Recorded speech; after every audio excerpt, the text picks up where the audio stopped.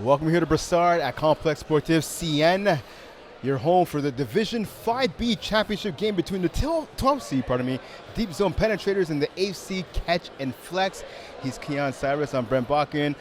A big matchup for the championship between these two teams. They did not meet in the regular season, but again, an exciting battle, but little asterisk beside it as the Catch and Flex are missing their starting quarterback, Alex O'Neill, one of the top quarterbacks in Division 5B.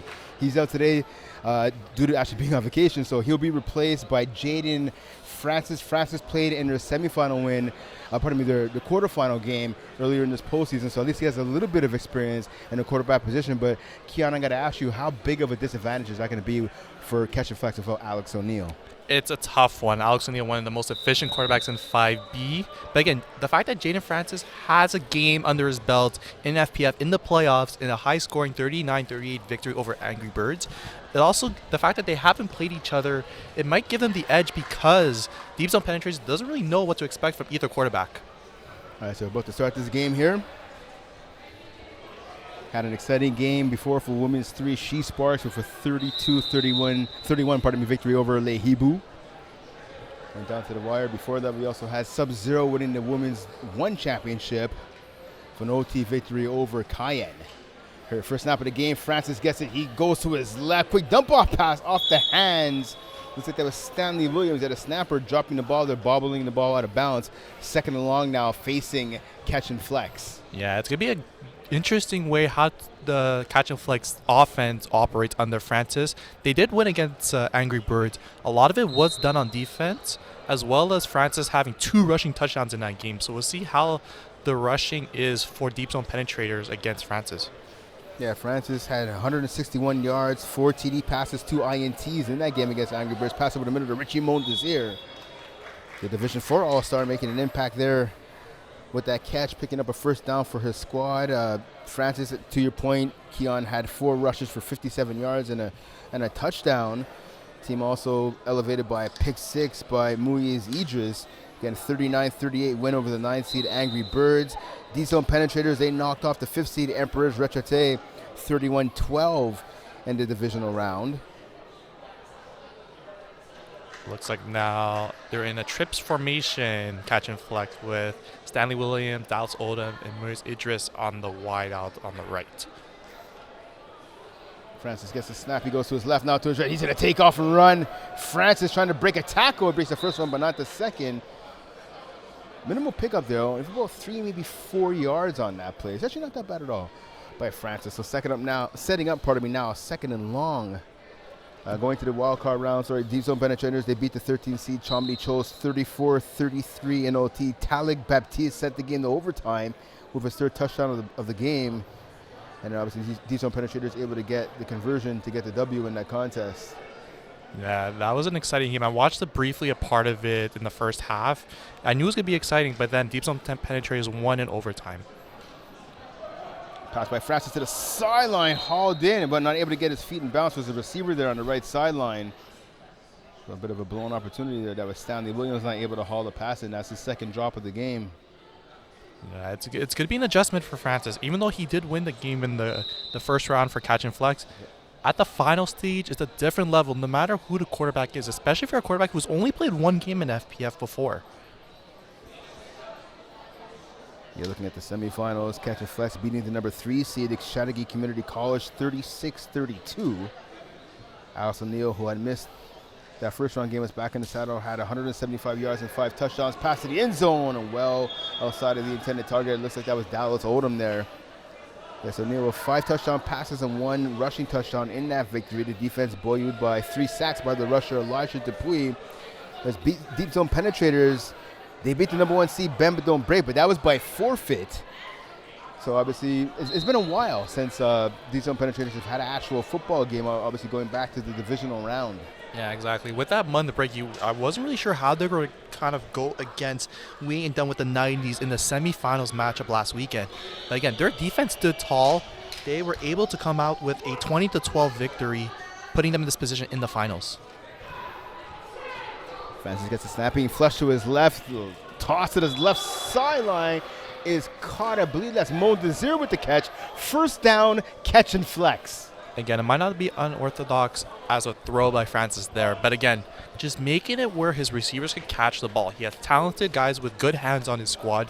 He just has to get the ball within the vicinity, and then eventually that will probably drain the energy out of deep zone penetrators. They're still going into this game where they still have to prove themselves in a sense. They're the 12th seed.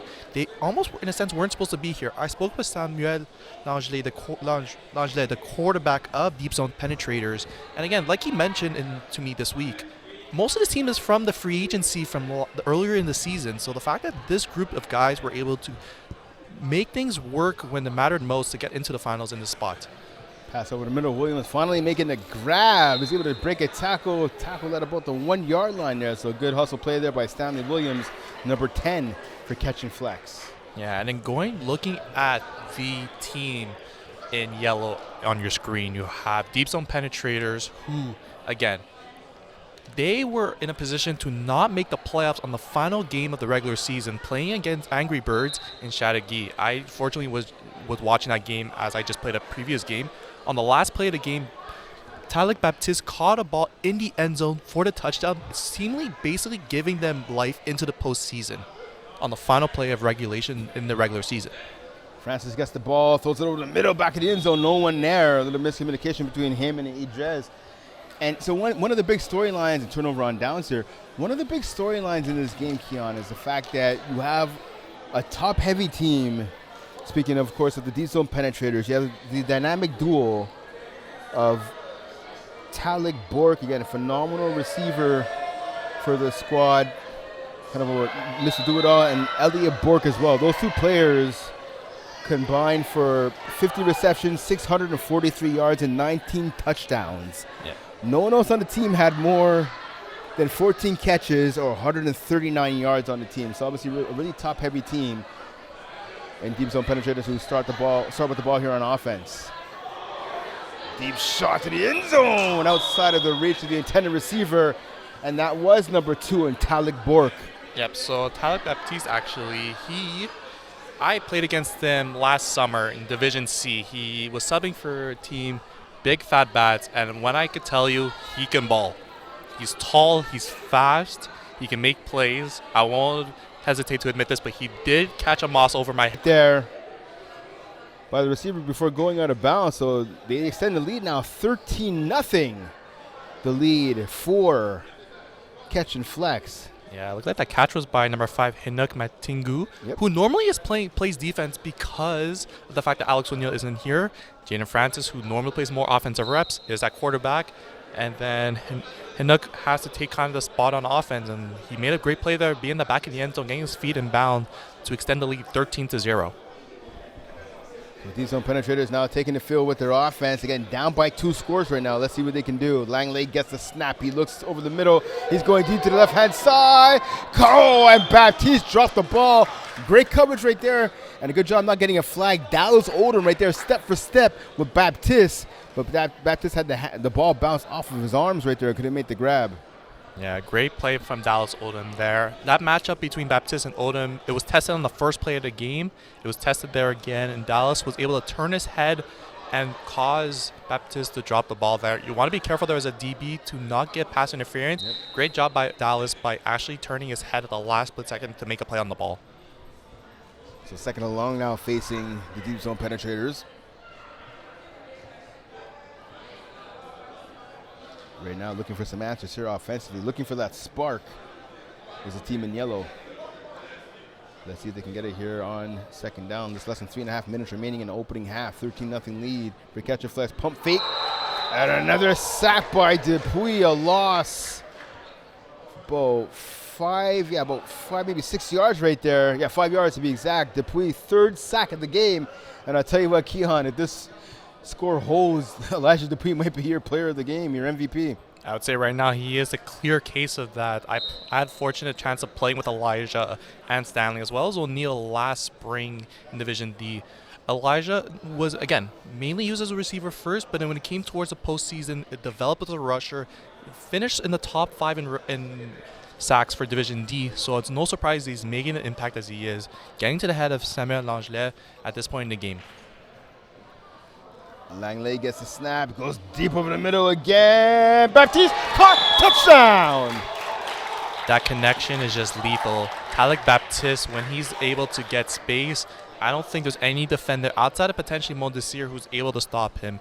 Idris is a great defender in his own right, but again, if you're able to attack the defense in multiple ways, in the middle of the field there, look, that was a skinny post that turned kind of like toward the other side because it was a deep ball. Talik Baptiste was able to split the defenders between Idris and Matingu to get there and beat both men for the pass in the end zone. And that right there speaks to the trust between the quarterback and the receiver. Again, we talked about a few plays ago, Baptiste, he had to step on Dallas Odom, and that ball was thrown in there nicely by Langley, but Baptiste had the ball bounce off his hands. Well, his quarterback said, I'm going to come back to you again. You're my main man. And he did it right there. Touchdown. 13-6 is the lead now. 1-point convo attempt here for deep zone penetrator. Shot to the end zone. Caught. So Baptiste made the catch. You see the defender right there. Matingu collided with him, caused him to go down hard. Yeah, so, I don't think Matinga was happy with the call there, but if you look at the replay, there was contact, and I think Mike Jazz, the ref, who made the call there, is enforcing the fact that there was contact to the head, and it's tough there. I didn't see any contact to the head. There was contact for sure, but not to the head there on the replay. Yeah, it was tough there. There was contact, but again, giving the opportunity back for, it looks like So they awarded the catch. Okay. They gave the catch. There's going to be a 5-yard penalty applied here on the offensive drive of catch and flex, which is why they're going to start at their 5 instead of the 10-yard line. Of course, in 6v6, with the exception of Division 1, where they had the 5v5 rules where the one first down in the middle of the field and you start each drive at your own 5-yard line. All the other 6v6 divisions is 10 yards to a first down, and you start each offensive possession at your own 10-yard line. Unless, of course, you get the ball via turnover on downs or an interception. Scramble there by the quarterback in Francis. Tackle there in the open field. Short gain, tackle by Bidizikis. Yeah, it looked like number 6, Stefan Bagazzini, who was rusher in this one. Unfortunately, missed a tackle there. Good job for Francis staying composed inside his own 5, making it 2nd and 5 at this point, with now under pro clock with roughly 1:30 left in this half. So second and about 4, maybe 5 right here. Francis gets the snap, looks to his right. He goes right over the middle. Odom wide open. Picks up some yak yards here. Good job by the veteran Dallas Odom, picking up more than enough for the first down. Yeah, great play call there. It looked like Richie Mondesir was running a clear out, which forced the middle defender, Jan Dikabalotoken, to follow him straight through for that corner, leaving Dallas Odom in the middle of the field to get the first down, giving more breathing room for Catch and Plex to score right before the half. So a big gain right there by Odom. They started at their own 5-yard line. He brought the ball all the way down to his opponents, just past midfield. So about, I want to say the 16, maybe 17-yard line of deep zone penetrators. Final minute of action here in the first half. Keon Cyrus, Brent Bakken with you live. And Brassard, Complex Sportive CN. Francis rolls to his right. He's in a scramble, take off down the right sideline. Gets tackled just short of the first down. So a gain of about 8, maybe 9 right there off the QB scramble.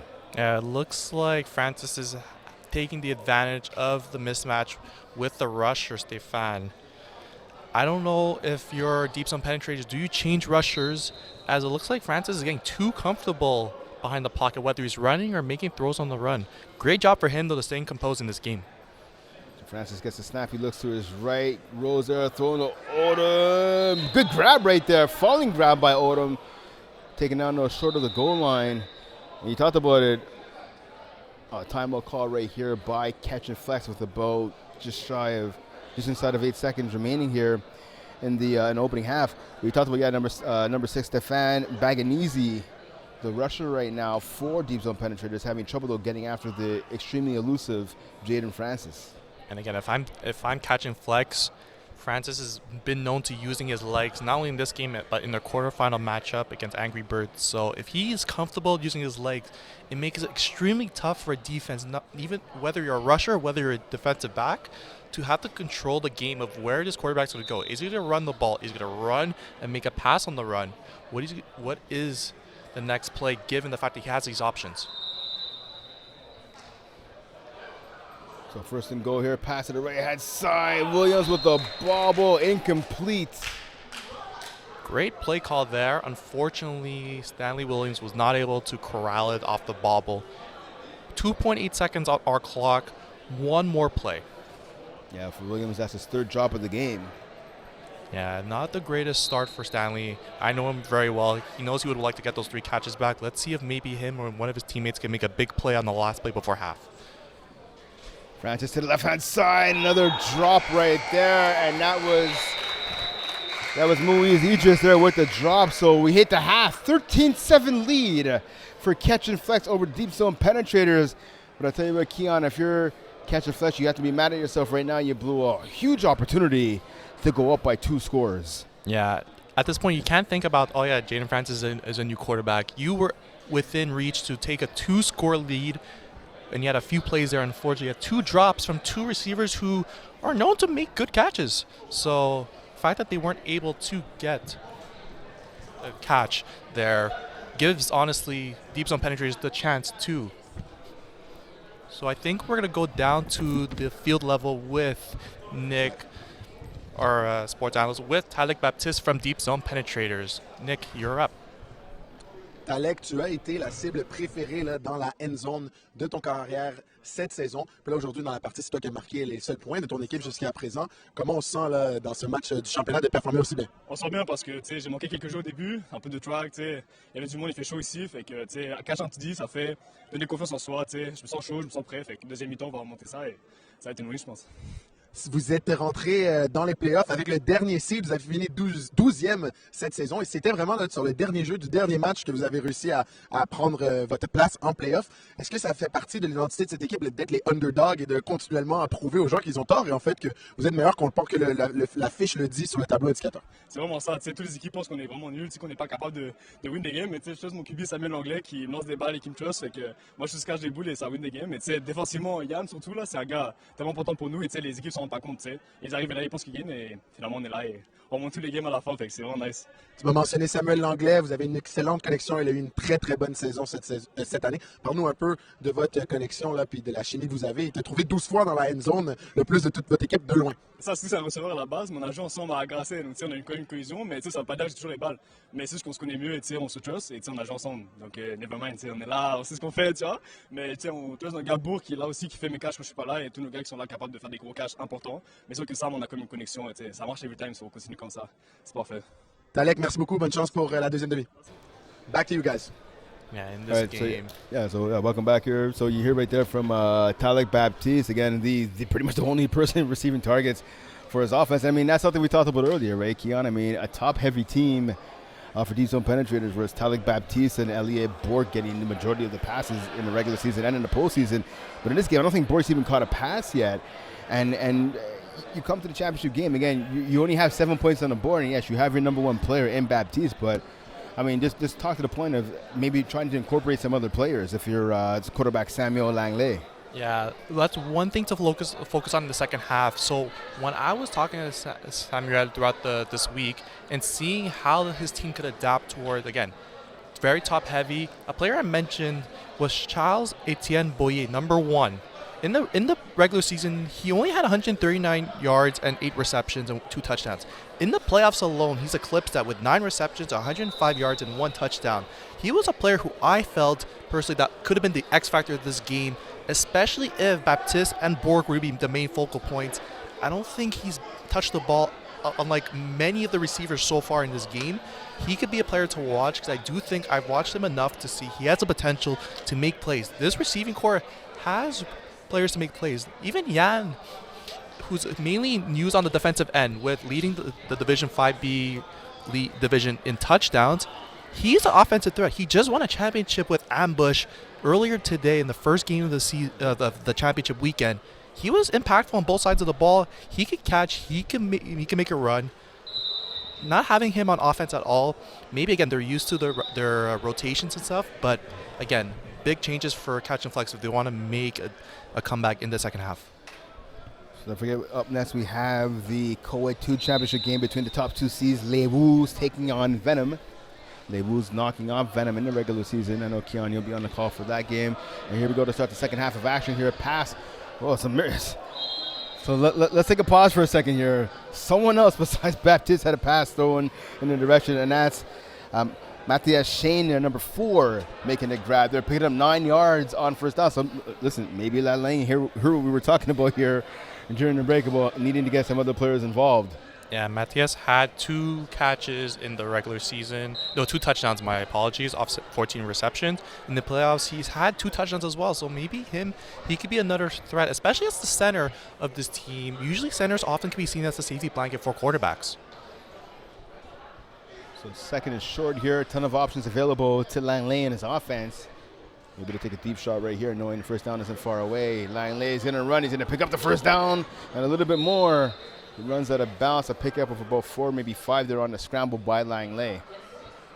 Yeah, it looked like Baptiste was running a wheel. I didn't see a poster, but I did see the wheel from Baptiste who was calling for it. But Langlais just wanted the first down. He got it. And now he could kind of just focus on the progressions, trying to tie the game. So it appears that was a bit too generous right there. I said a gain of 4, maybe 5. Looks like it was a gain of 2 right there. But nonetheless, a first down for Langley and his offense looking to move the change. And they do just that right here. Second down now. First down.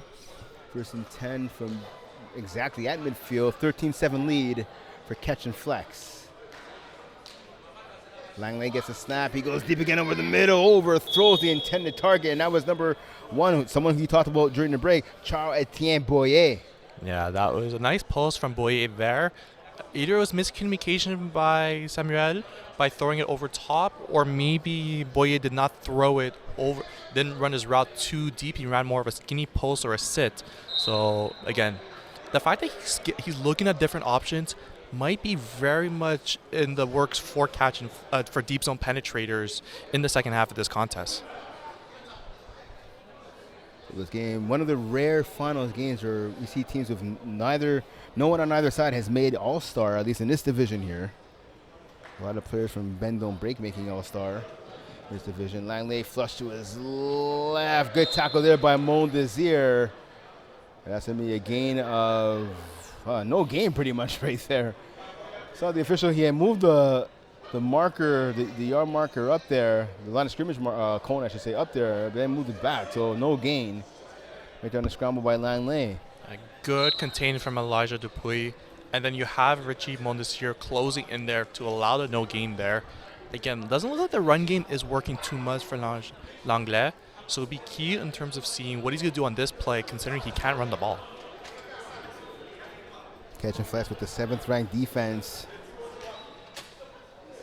Showing why they're one of the top defenses right here. Catch on the sideline by Bork. So a big pickup right there. First down actually. About 10 and a half yards right there. So good catch there by Bork. Yeah, it looks like Bork's been around hovering the sideline throughout this game for the most part. He did have a catch, but it was deemed to be incomplete due to him being out of bounds. So look at him getting the first down by barely a yard at that point, making it 1st and 10. Where seemingly if the ball gets past the first down yardage, it's going to be in the end zone. The ball right now at about the 11-yard line. Deep zone penetrators slowly driving here, matriculating the ball up the field. Oh, nice fake on Dupuis by Langley, running towards the end zone. Tackled at about the 2, maybe the 3, but first down on the scramble right there by Langley. Yeah, great job there. Unfortunately, Elijah Dupuis wasn't able to get there in time and break down where Langlais was able to kind of pass by him. But good job for Idris for getting there and slowing the chances for Langlais to get in the end zone, making it much more difficult with basically the ball at a long 1-yard line. So 6-point game right now, about 15 and a half minutes remaining here in the second half. Brent Buck and Keon Cyrus with you live in Brossard at Complex Sportif CN, home of your Division 5 championship matchup between the 12-zone deep zone penetrators and the 8C catch and flex pass to the end zone off the hands and the body of Baptiste. I like the play call, but I think though Baptiste ran that route so upwards that almost it brought the attention of Stanley Williams and Mondesir there. I think if he ran straight, just a quick cut more directly to like the center, he would have had that. Unfortunately, he made that cut too upwards, I think, to make that catch much tougher than it could have been. I get to imagine that might be a play I may go back to later because we saw right away Mondesir, I think even Williams, the rusher, they all kind of crash in on that play. You may want to run that fake later on and throw it to someone behind. And bag and easy, perhaps. Wide open pass. Good play. Mondesir breaking that up. That pass intended for number 4. And Shane, great pass great pass breakup, I should say, by Mondesir. But I tell you what, Keon, if Langley seems like he's panicking a bit when the rush gets there. If he would have waited a half a second, Bagnesi was open behind the play, and there was another receiver as well making his way towards that area. Yeah, I think Boye was the one at the back in the end zone here on our right here. If Langlais was able to kind of, like you said, like kind of be a bit more calm in that sense, the pressure of Elijah Dupree with 3 sacks, you wonder if it's actually in Langlais' head right now. Yeah, it might be. Again, 3 sacks like you talked about right in the first half. I don't know about you, but that would definitely be in my head if I was a quarterback. Langley rolling to his left again, back in the end zone, has a receiver open, and a one-hopper to Boye. Boye was open. 4th down coming up, 4th and goal from about the 2-yard line here. Can the deep zone penetrators punch it in, or can catch a flex and make a stop? If you're the defense right here, obviously you've been successful in the first 3 plays. What are you seeing? Why have they been so successful so far? I think, again, it has to do with the rushing of Elijah Dupree, getting Langlais out wide and making these throws where he feels a bit more uncomfortable rather than Langlais be able to sit in the pocket. They're going in trips now, so big idea for catch and flex, communication, and get all 3 levels of the trips. Pretty good. Like you said, yeah, trips to the left here. Langley gets a snap, rolls to his left yet again. Pass, caught in the back of his zone, but a foot out of bounds. Good call right there by the official on the backside. Baptiste made the catch, but his left foot was out of bounds first. Yeah, it was a great play. Again, you create the levels concept in a short field, and Baptiste did that by initially was trying to go to get a deep in. He saw that wasn't working, and Langlais was running towards his left, went back to the out there, but unfortunately didn't have enough space and stepped his foot out before he caught the ball. So turnover on downs, catch and flex. Now they get the ball at their own 2-yard line. And it's not the first time that Jaden Francis and his offense has been pinned inside their own 5. So let's see if they get out of it this time like they did in the first half. If you're Francis, what are you calling right here to get some breathing room? Either all hooks or just running. A quick pass over the middle, a broken tackle right there by Idris. Oh, flag on the play though. So Mike Jazz, the official on the right-hand side, he threw a flag. Let's see what they call here. So he's calling a push. Is against the defender or the receiver? Yeah, I'm not sure there, but again, it looked like that was a hook. That was a hook route by Idris that got there. But in terms of the call, it looks like it was a push on the defense, but it's declined due to the catch. And it looks like it's going to be a first down catch and flex, getting out of inside their own 2-yard line. Had a chance to talk to Muiz Idris about half an hour before the game, and he goes, listen, man, the key to the game for him and his team is just I'm going to come out and play football. He goes, a lot of people get all hyped up because it's a championship game, and he talked about obviously the crowd that was here, especially for She Sparks and Lehubu before. But he goes, listen, this is just another game. All we have to do is come out and play football. Spoke with Stanley Williams throughout the weekend. He had the same mindset. It's just another game. Yes, it's a championship, but they just have to keep doing what they've been doing all season to play one more game, get one more win, and be calling themselves champs. Francis gets flushed to his right. He goes backwards, a bad mistake, but it ended up working out well. So he gets to throw over to Odom, but there's a flag on the play. I'm not sure if he was past the line of scrimmage or maybe a receiver went out of bounds before catching the ball. Yeah, I think the call was for the fact that he might have stepped above the line of scrimmage, but it doesn't look like... it was on the defense. Okay, it was on the defense. So back-to-back penalties for deep zone penetrators. Yeah, I think it's a holding on the defense that obviously got waved off because of the catch by Odom. So a clutch play right there. You see the quarterback. So not only was he rolling out to one side and throwing it across his body, he also jumped in the air and threw it off his back foot. Those are pretty much a lot of cardinal sins right there as a quarterback. But, hey, it worked out for a catch and flex. Yeah. Again, like I mentioned earlier, Francis does not have much experience playing the quarterback position, but he's doing things that's making it work for him and his team, and that's the most important thing. Deep zone penetrators have to kind of get in their heads where they have to lock in on him being the ability to run and create plays off the scramble. The ball now at the 12-yard line, 11-yard line, pardon me, of Deep Zone Penetrators. Pass to the corner. Oh, and a nice diving stop right there.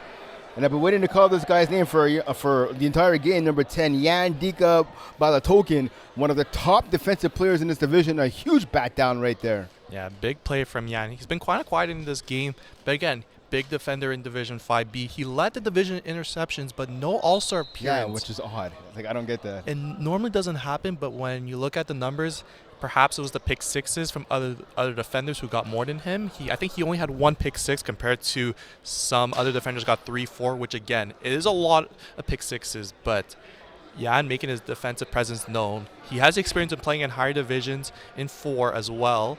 So let's see if he could kind of quarterback his defense in this play. You see Francis being flushed to the left, throws to the end zone, caught. Dupuis in, touchdown, catch and flex. What a game for Elijah Dupuis on defense, and now making it a statement on offense. Getting that ball, a high pass by Francis, making the defender miss with a spin move, and reaching the end zone for a touchdown, extending the lead 19-7. Yeah, she talked about, Dika Balatokin, 8 interceptions on the season. Again, like you said, not being named an all-star, but they could have used him right there on that play on the opposite side of the field. He's on the right sideline playing corner. They could have used him on the left right there. Yeah, he does have 1 pick six, almost 5 pass deflections, but nonetheless now a 19-7 lead for Catcher Flex, looking to add on to make it a 20-7 lead. 1-point try right here. Let's see if they get it. Francis gets the snap. He looks to his right. Now over the middle. Pass off the hands of Mondezier. Looks like it might have been broken up, though. Actually, that's Dika Balatokin right there with the pass defense. So 19-7 is the lead right here. 12-point lead for Catcher Flex. 8 minutes and counting remaining in the contest. I'll tell you what, Keon, Deep Zone Penetrators, they might be running out of time here if they can't score quick. Yeah, this drive is very much, I would say almost in a sense, their drive to score, and if they don't, chances of them actually coming back in this game are going to be little to none. I consider this probably the most important drive of the game. Trips to the right. You're left at home, obviously, on your screen. Langley gets a snap. He goes deep to the left-hand side. He has a receiver open. Caught one off the hands of Bork right there. And there's a late flag there. I think it's because the defender, Mathieu Bellin, did not turn his head there, but there is a discussion with the referees. So see here in the replay, again, Bork has at least 2 or 3 steps on the defender at Bellin. Yeah, that's not a good call right there. He didn't knock him down. That's the momentum of the receiver falling down. Yeah, exactly. Wow. There was no contact there. The call's still going to stand, Deep Zone, whether you agree with it or not. Yeah, Catch and Flex could challenge that, but I guess they're not going to.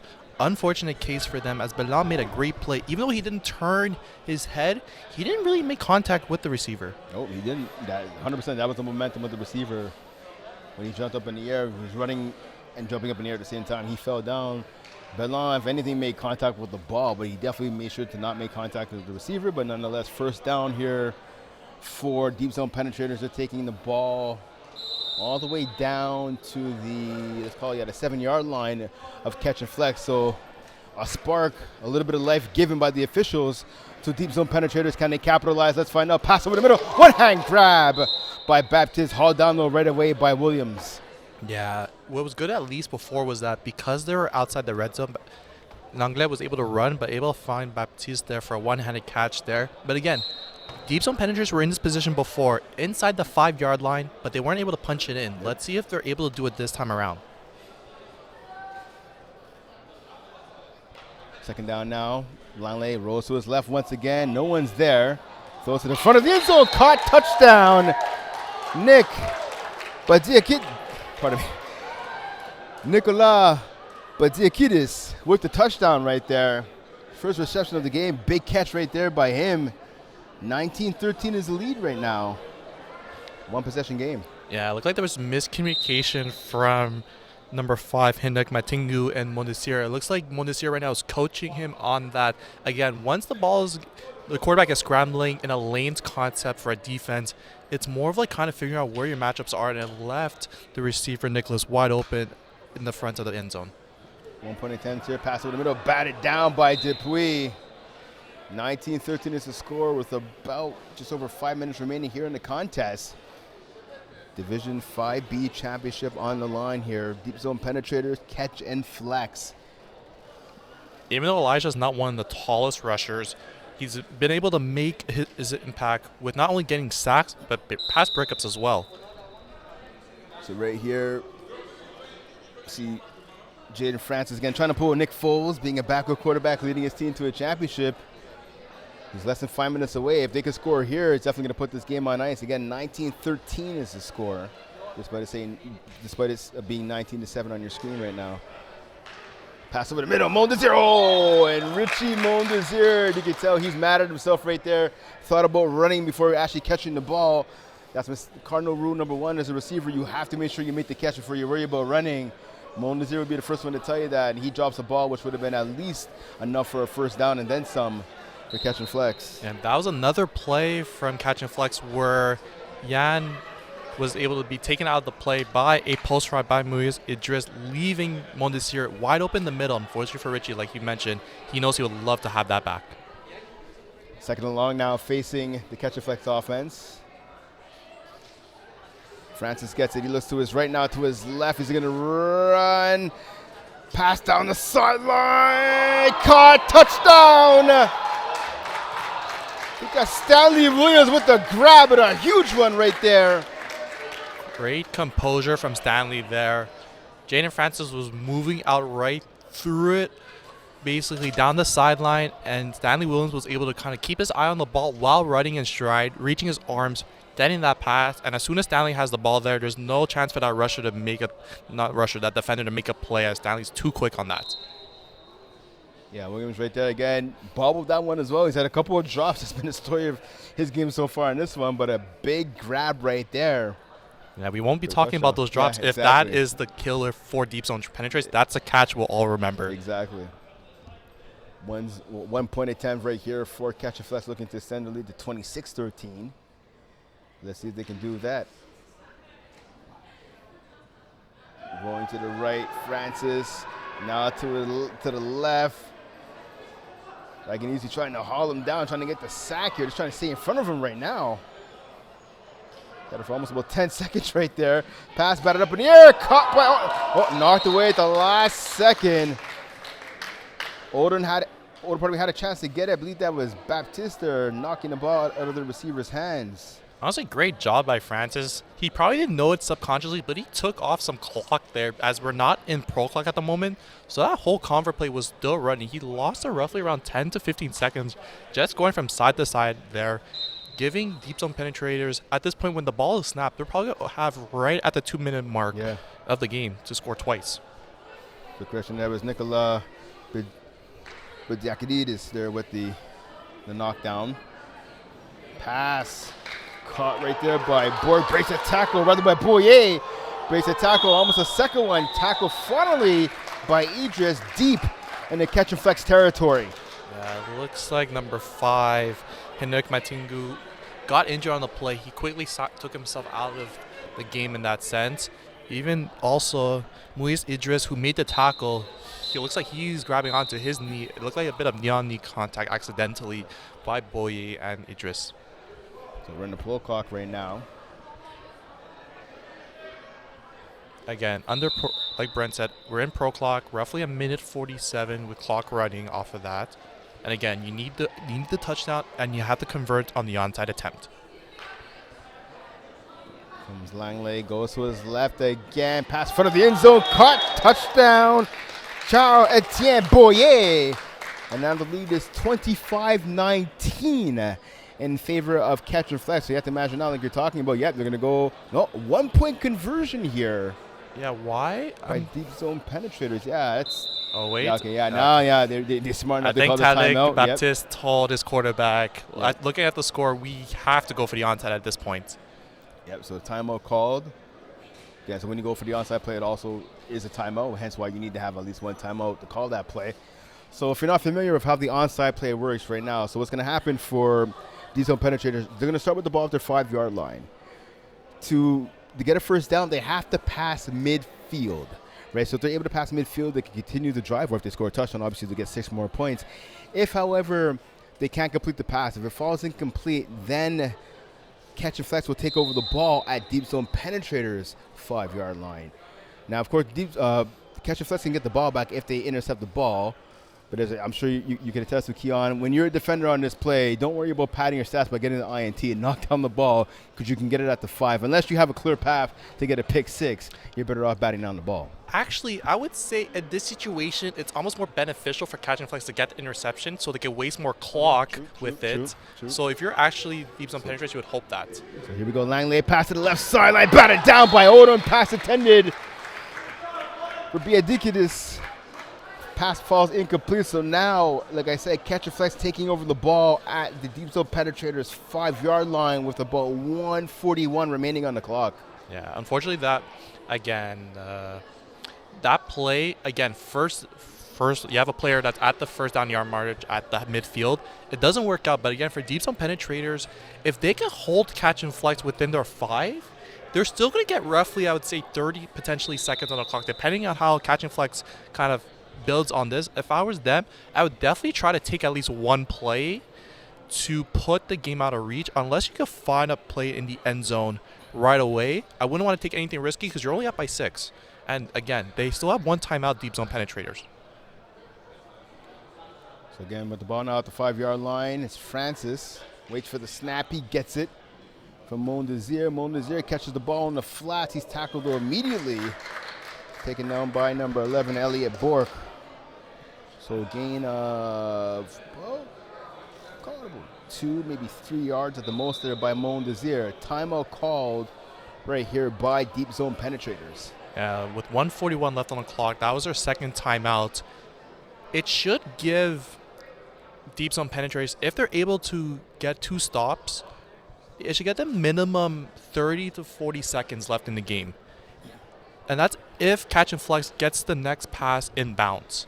So again, big stop. If it's a touchdown, though, it's almost basically done as you only have one onside attempt. Even though it doesn't go into factor for deep zone penetrators as they have no timeouts remaining, but even if they did have one timeout, they only could go for the onside once, regardless if they succeeded or didn't go through. So see now second down here. Second and goal from the 3-yard line.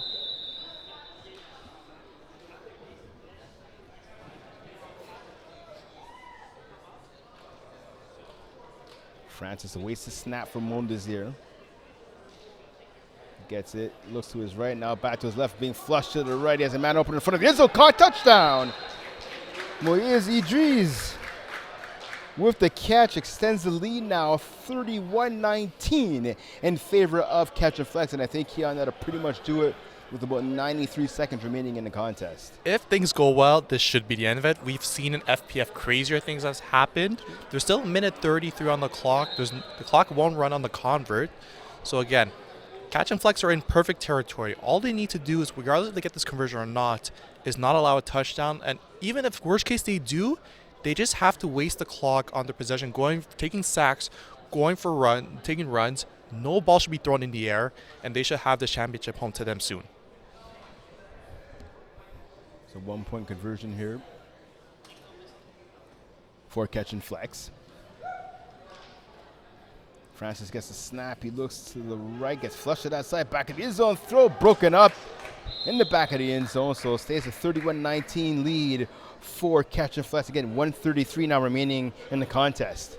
Yeah, at this point for deep zone penetrators, they just have to get it into the end zone to at least attempt to make things interesting. Again, we've seen crazier things in FPF before, especially in the last 2 minutes. But for Catch and Flex, again, no penalties, keeping everything in front of you. And if deep zone penetrators have to work the field for roughly a minute, that's a beneficial thing for you. So see right here what deep zone penetrators dial up here offensively on first down. They have to score, and they have to score quick. Again, they don't have an onside play anymore, right? So now they have to score and then try to get a stop on defense. Langley gets the snap. He looks to his left, now going to his right, throws it across his body, reaching up and making a grab. First down. It might be an extra couple of yards added on there. Nope. So we see the tackle on the sideline there by Moise. Catch again by number 3, who's had a big second half here. I'm talking about Nicolas Badiakidis. Nicolas, I'm going to get this right. But Badiakidis. There you go. But Diakidis, actually, is what I'm trying to say. You'll get it. You have a minute He 25. told me what it was like a half an hour before the game. I wrote it down, but trying to get it right. Kesher made over the middle by Shane. Again, quick from deep zone penetrators. Again, they just need to score quick. They're not getting incompletes, which is good for them. But yeah, ideally, I wouldn't be surprised if they take a shot into the end zone now. Shane there for pick up of about, let's call it 9 yards right there.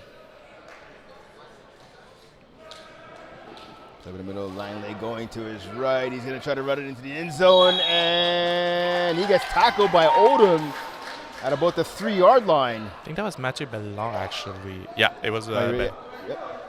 great tackle there by Bellon, You're right. avoiding a touchdown being scored, and now the clock is still going to run because it was a first down. Yeah, you're right. It is Bellon. My apologies. Number 11 right there. Good tackle by him. Quick snap here on first down. Pass on a slant, and it's behind the intended receiver. And that's this miscommunication right there between the quarterback and the receiver. And you can see they're having a little chat right now about it. Yeah, it looked like the receiver, Nicholas, was looking to do it in out, but I think initially he thought that because Dallas Odom was not covering him, he could have sat there for a hook, but then when he tried to run his route, Langlais threw the ball as if he was there, and just miscommunication there in the final minute. Yeah. But Diakidis was looking to do a little slant there. A little drag, but again, like you talked about, I think the quarterback line, they thought it was going to be a hook. So 50 seconds exactly remaining on the clock here. Langley claps, he gets the snap, goes to his left, looking for the same route. Pass over the middle, batted away. Bellon, big play on the pass intended for Shane. Yeah, big play there. Bellon making 2 big plays, one with the rushing attempt by Langlais, and then the pass breakup there, keeping deep zone penetrators out of the end zone. So 3rd down now, 3rd and goal. Getting the ball still at the 3-yard line. Like we said, these zone penetrators, I mean, these incomplete passes are stopping the clock, but still they need to get the ball into the end zone and then make a stop on defense. They try to get the ball back again. Langley gets it, goes to his left again, now goes to his right, off his back foot, caught it in front of the end zone, Bork. Down, nope. Are they calling it a touchdown here? Yeah, they're calling it a touchdown. Elliot Bork, looks like he got the flag by Odom, but nonetheless, touchdown call here. Yeah. At this point, they have to go for 1 or 2 points, but it seemed like the game's going to be over at this point. I think the refs are talking to the deep zone penetrators players, saying that, like, no matter what, the game's over, they're just going to whistle it. I mean, yeah, they're going to go for 1 year. So, I mean, ideally, you still should have to run off You the remaining time on the clock, right? I mean, and anything can happen. And listen, if you're catching flash, you need to take a couple of knees, take a couple of sacks. Yes, we know what the actual game plan is if you want to win. But again, you know how teams are sometimes. They just want to go for stats, and unfortunately, sometimes that comes back to haunt them. That's why you need to play out the rest of the time. Passing it back in the end zone, bouncing it around, falls out of bounds, goes off of about 3, maybe 4 pairs of hands. So 1-point try. Pardon me. 1-point try right there. So now the score is 31-25 in favor of Catch and Flex. 36.6 seconds remaining on the clock here.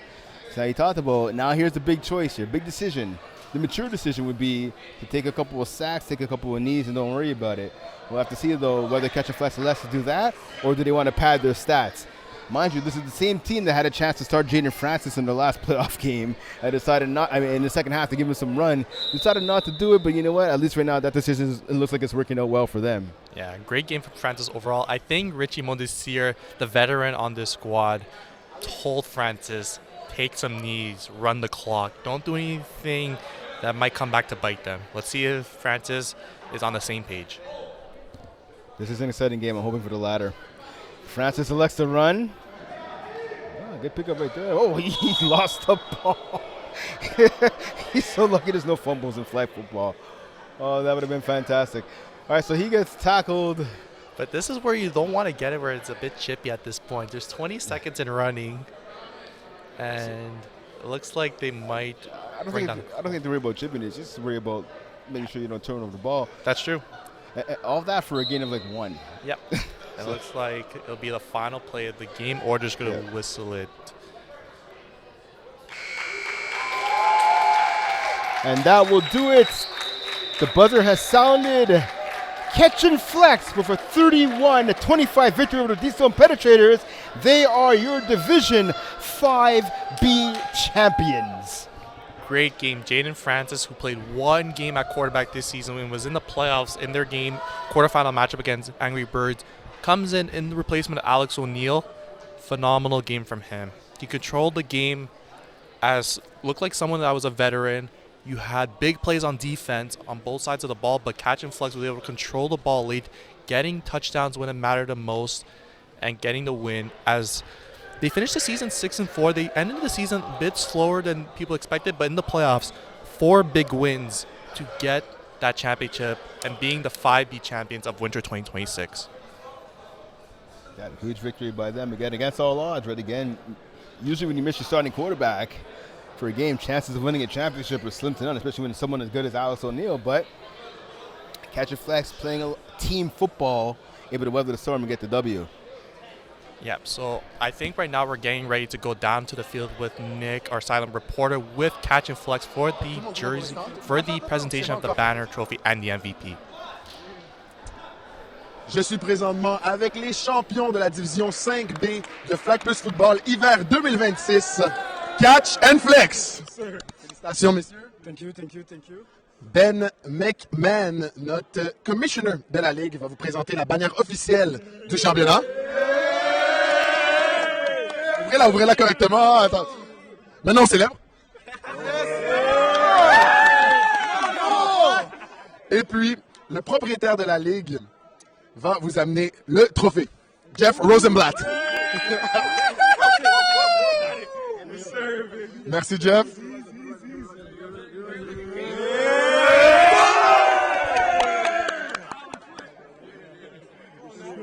Et puis, messieurs, vous l'aurez deviné, il y a quelqu'un qui a joué une position nouvelle là aujourd'hui dans cette performance. Le joueur par excellence de la partie, Jaden Francis, avec 5 touchés par la passe. Et on rappelle que cette saison, en saison régulière, il a lancé aucune balle et aujourd'hui, 5 touchés, c'est exceptionnel.